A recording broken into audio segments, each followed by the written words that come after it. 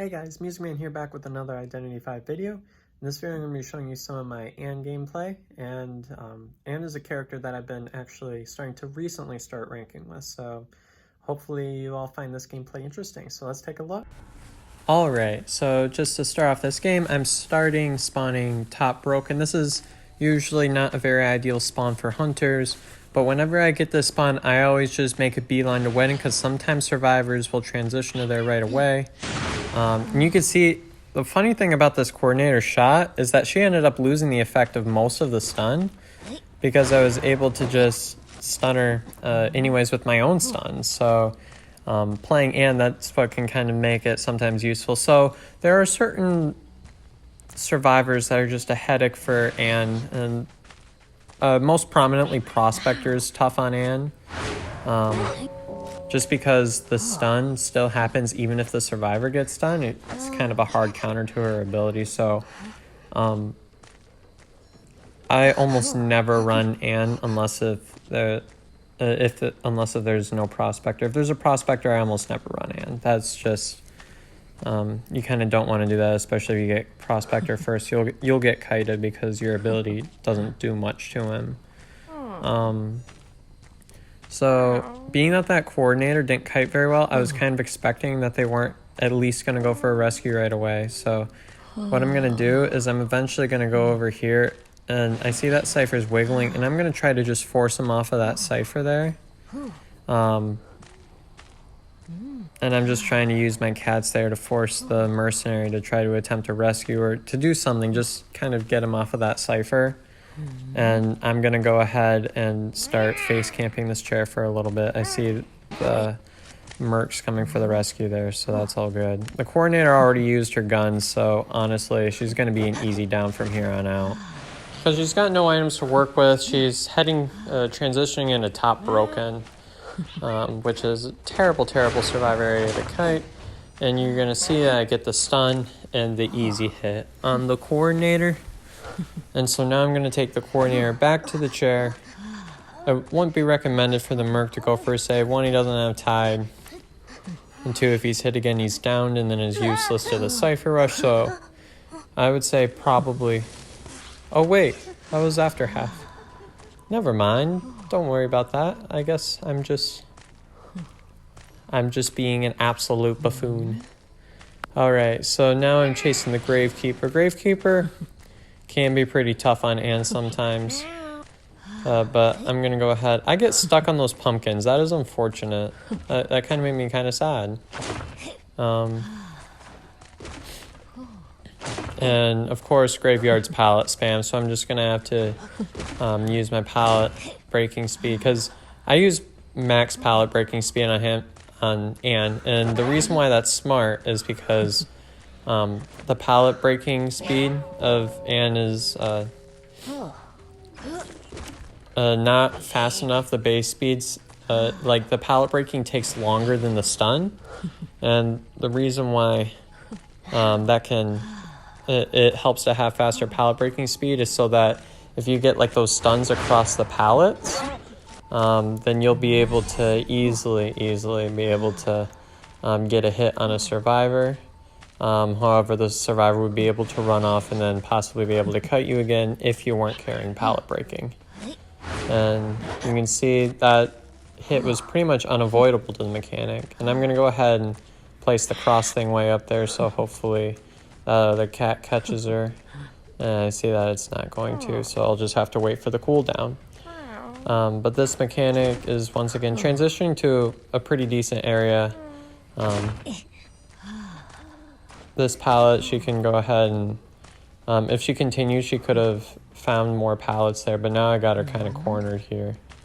And I knew that she was going to have the speed boost, so I had to wait till I was able to do a charge attack there, or else I would have missed. And I'm going to go ahead and take the mechanic to the chair. And at this point, the Merc and the Grave are the last two survivors remaining. And you can see, once again, this is pretty much a standard rank match. You have your triple rescue, so Merc, Coordinator, and Gravekeeper, and then Mechanic usually fills in that third spot. And there's one Cypher remaining, so I decide to go right to that cipher, which happens to pop at the last moment, which is just a little bit annoying, but I get really close to getting that cat on the Merc, but whenever he elbow pads, I'm able to just go ahead and zoom right back up to him. And he's in his way to back broken, and I get a second hit on the Mercenary. Now, it's kind of okay that the Grave went for the rescue, because now he doesn't have Tide. And so now the Grave is going to have to go for a rescue on this Mercenary, but the Grave doesn't have Tide anymore, so even if he does pull a rescue, it's going to be an easy down for me. And I'm also going to keep an eye out for whatever cipher is remaining, so I don't have Trump card. I don't carry Trump card with Anne, so there's always that. The Mechanic's going to make her way off that cipher. That cat's going to go on the Mechanic, and she's going to try to get in this area, and I'm going to get an easy stun on the Mechanic. The Mechanic's going to go back on the chair. So that worked out well for me. The Grave went to rescue the Merc. So the Grave is basically just being, just kind of passing back and forth between the two survivors, and he's at maximum health, so he can do that. But now at this point, I was just kind of like, I want to make sure I get this Mechanic elimination. However, the Grave ended up digging, so I don't really worry about it too much. So I'm just going to wait for my... I'm going to get my cats here so I can... A lot of times what you can do is, if you're lucky, you can get a stun. Like, you can get a hit, and then you'll be able to get, like, a stun. And that's how you're able to get double hits as Anne. And I was actually able to stun that Grave, so I'd be able to follow-up attack with the Balloon Survivor then. So now the Grave can't go for the rescue either. And the Mechanic... The Mercenary is working on that final cipher there, so I'm going to make my way over there. Cipher's prime, but I know that even if I get one hit on the Mercenary, that'll be enough for me to be able to one-shot, because if the hit hasn't sort of like passed that line or whatever, it won't be healed by borrowed time. So if you get like a double hit on the Merc, like really quickly, and the cipher pop goes off, it's not gonna like go to half or whatever if the bar hasn't fulfilled or whatever. So that's why you could see that that extra damage on the Merc stayed, although the passive ability was just kicking in. And the Grave ends up escaping, but at this point I was just kind of happy with pulling a 3-man for Anne. And you can see the next match is on Moonlit. And for this one, I've got a Merc, an Acrobat, a First Officer, and a Priestess. So more of like a standard kiting setup. So Acrobat on Moonlit's really good. But the reason why you play Anne is, watch how hard of a counter he is to First Officer. Easy first hit. Oh, I pulled a dumb and missed my regular attack when they couldn't even juke, but whatever. And watch how hard of a counter this is to his pocket watch. He thinks he can use his pocket watch to kite, right? But he can't. So he's trying to tight kite in this area. I throw down my cats, and the area, like the purple area beneath where the survivor is at, stays highlighted even if the First Officer is using a pocket watch. So I could see where he was at the entire time. And I'm going to just go ahead and take this First Officer to a chair again.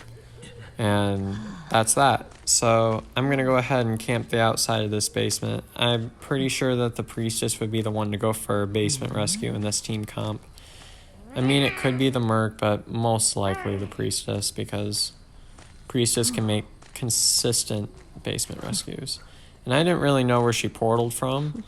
I didn't know if maybe the Merc just happened to slide by or whatever, but Priestess doesn't have Tide. I guess that doesn't matter so much because she used portals to basement rescue, but I'm still on the, I'm on the First Officer's tail here. So for Survivor mains, you can see again, the ground stays highlighted.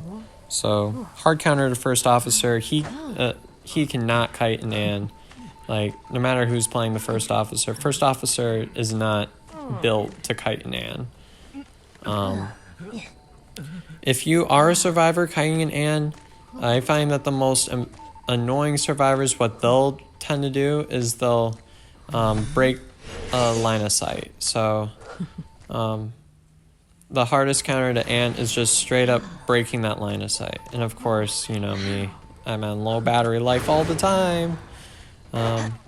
I get the down on the first officer, and the merc's just gonna zoom away. So I'm just gonna chase this first officer because he's dead on chair, and I'm just gonna max out my presence there. So I know the priestess is in this area. Priestess, not an ideal chase. Ideally, I find the acrobat, but a fully fed priestess is really, really annoying on Moonlit.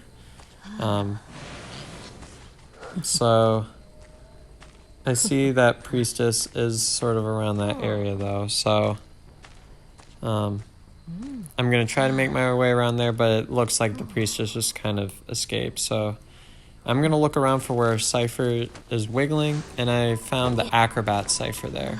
And the reason why I knew that was the acrobat is because first of all, I knew the merc was over in that area, and I saw that Cypher by Godkite was wiggling, so that's where the merc is at. Obviously, I was just chasing the priestess a moment ago, and that only left one spot where the acrobat could be at, which is where that other Cypher was wiggling. And that was kind of unfortunate. He got stunned in the middle of a jump there, so I had a lot of debuffs on him from the acrobat, but I was still able to catch him, down him, take him to the chair. The thing about Anne is she relies on getting fast downs. Like, her camping is mediocre at best. Her map control is obviously bad. Map pressure equally is bad. But she is like, she plays like a geisha, for all you geisha mains out there. She kind of plays like a geisha in that she's all chase. And I'm going to try to go ahead and get this acrobat here. Now, being that the merc was stunned, I figured I'd get a hit just for the heck of it. And I'm going to use my dash right up there to cover some ground towards the acrobat. And I'm just waiting for my cooldown to complete. Now, this next cat, I end up making them split a bit too early here. And that's ultimately my downfall here. I thought they were right on the acrobat there, but I'm going to use my cross or whatever, get them in the doorway, and that catches me enough up to the acrobat to be able to close enough ground to get that final hit on the acrobat. Now, I want this priestess to go. I don't want her here. So I just kind of force her through the world portal. She could have tried staying around in Godkite until the acrobat was able to self-heal, but I think she did the right thing going through the world portal. But now we know pretty much where rescue is going to be coming from, so that kind of works out for me. And I see the priestess is right there, so that's all good. The cat split there, and I'm trying to do whatever I can to cut this priestess off so she can't pull a rescue. And I'm trying to see if I can get a terror shock here. I wait a little bit, but she's able to do a last second rescue there, but ultimately, priestess doesn't have to hide. There's really nowhere the acrobat can go, so she really just kind of ran into me and kind of gave me another free down, which means that I'm going to go ahead and switch to this Cypher right here, which is pretty much primed. This merc's going to go down after the passive ability because I got a hit right after the teleport, so that's all good. And I'm going to go ahead and I think I just go straight to taking the merc to the chair. Oh yeah, I take the merc to the chair, and I just start looking around for where dungeon is at.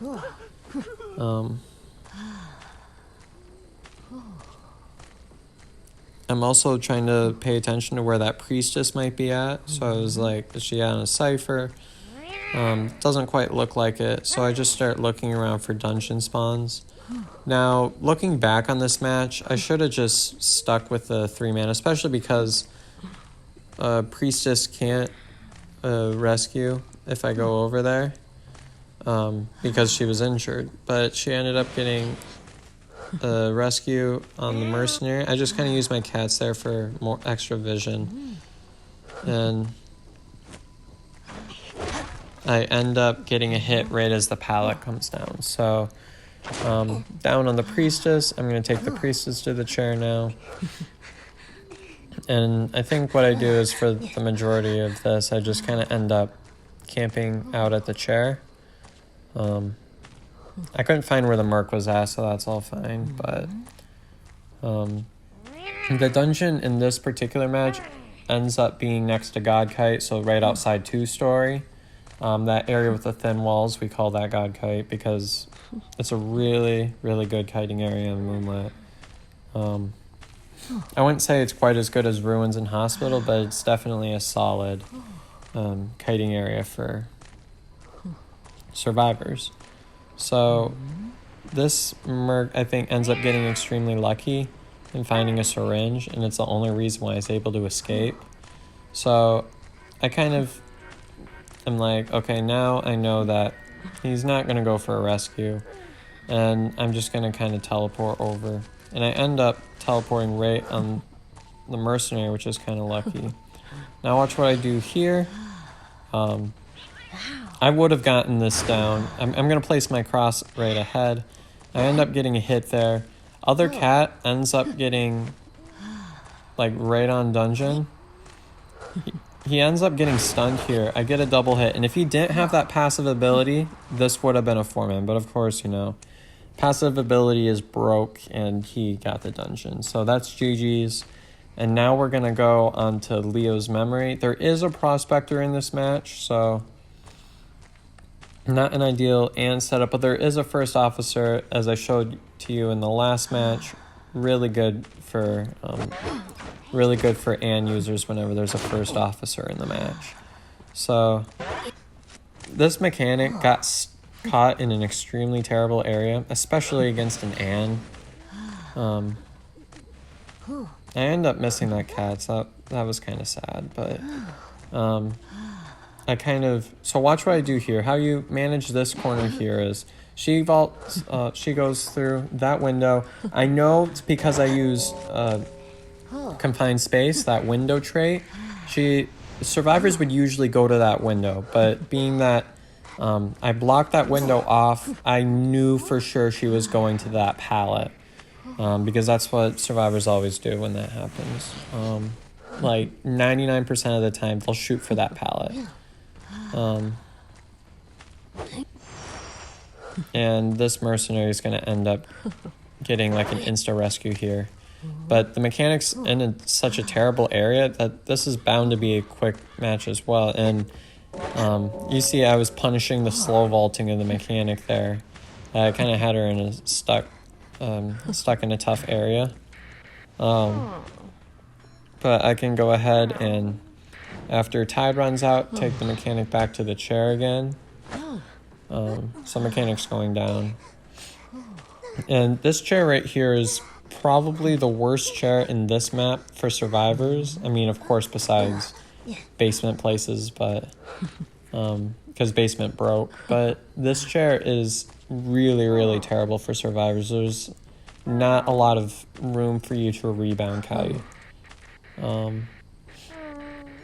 And you can kind of see in the quick chat that the mechanic's not getting rescued here. So I'm just using my cats trying to figure out where survivors might be at.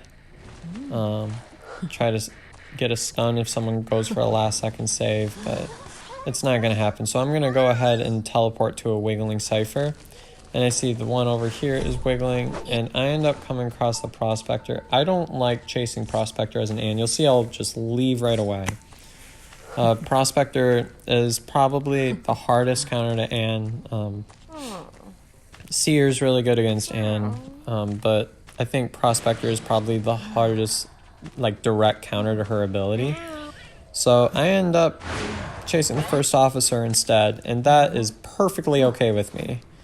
And I end up having this cat come from behind so that he gets catted twice with the same cat. And that's just how fast you can take down a first officer, because there's literally nothing he can do. against an Ann. And when you're kiting an Ann, once again, you just got to think about breaking line of sight, because being that she's got that big, huge dash, she'll punish you if you go to an open area. You have to be in a decent, tight kiting area. That's why church is relatively rougher on her, because there's a lot of ways that survivors can break the line of sight. But maps like Moonlit, lot of open maps, or a lot of open areas. And what I'm going to do is I'm going to have this cross right here, and this works out. So I'm going to hit the mercenary here, but the first officer gets a cat on him, so I'm able to actually, you can see he was lucky enough to get behind that box. I couldn't do my full dash there, so once again, breaking line of sight. And I don't really know where first officer is at, so I'm just gonna probably wait till that runs out and wait for my cooldown, and I'm gonna go ahead and cat him right away. So once again, not a whole lot he can do. He's gonna vault this window here, and I'm gonna be able to get a nice dash on him and go for the down. So that was probably like a, what do you say, 25, 30-second rebound kite, so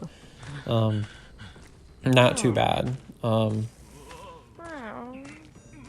I'm going to go ahead and take the first officer to the basement, and there's literally nothing I can do. So watch what happens here. This is extremely unfortunate. He ended up sneaking past me there. But look at that cipher pop, terror shock. I don't know what that cipher pop was from the prospector. I have no idea what that was, but either way, I'm gonna camp dungeon. With Ann, I'm happy with 3-man wins. I'm gonna camp this, especially because it's basement. I'm just gonna camp it and settle for the 3-man. Although I have an idea that the prospector is going for that exit there, and I'm gonna use my cats to check it out. He gets lucky here. It's the bot that's actually over there with him. So I end up accidentally hitting the bot instead of him, but that could have easily been a 4-man. It was really close. But anyways, hope this helps, and yeah, that's the game. Well, I hope you all enjoyed this video and found it helpful. Don't forget to leave any comments or questions in the comment section below, and I'll see you next time.